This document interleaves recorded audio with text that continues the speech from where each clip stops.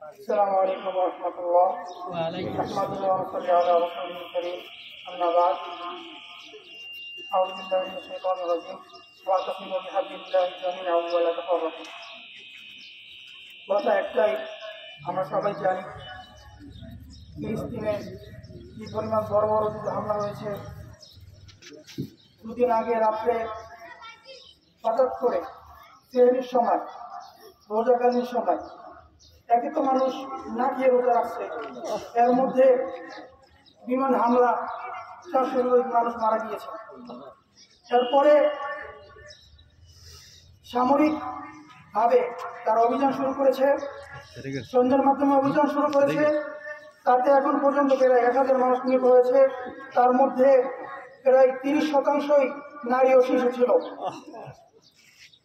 আমরা দেখতে পেয়েছি নাগপুরে হামলা হয়েছে, বিভিন্ন সাধারণ মানুষ, মুসলমান ভাই বোনেরা শহীদ হয়েছে।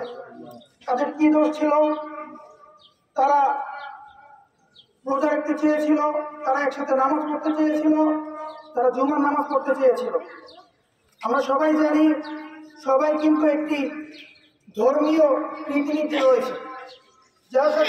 যে শত্রুতাই থাকুক, তাদের ধর্মীয় পবিত্র মাসে কেউ কাউকে আক্রমণ করে না। কিন্তু হিংস্র হিন্দু এবং এই ইসরায়েলের ইহুদিরা এরা সকল পশুকেও হারামে নিয়ে ফেলেছে। আমরা বলতে চাই, এদের বিরুদ্ধে আমাদের সর্বদা সজাগ থাকতে হবে। হ্যাঁ, হয়তো আমরা এখন অস্ত্রের মাধ্যমে এদের বিরুদ্ধে লড়তে পারছি না, কিন্তু আমাদের যতটুকু সম্ভব ততটুকু তাদের বিরুদ্ধে লাগাটা, এটা হচ্ছে ইমানের একটি অংশ।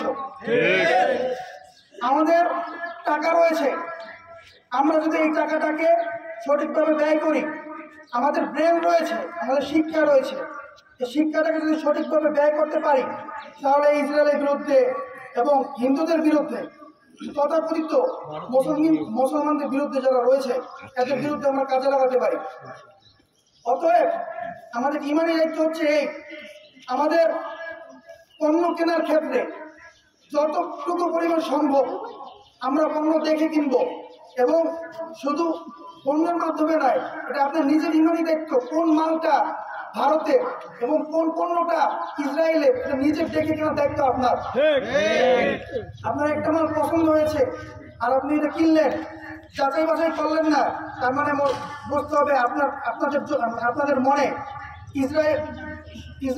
ফিলিস্তিনের মুসলমানদের এবং ভারতের মুসলমানদের প্রতি আপনাদের কোনো মায়া দয়া নাই, এটা প্রকাশ পাবে। অতএব সবাইকে আবেদন জানাবো যে সবাই ভারতীয় পণ্য এবং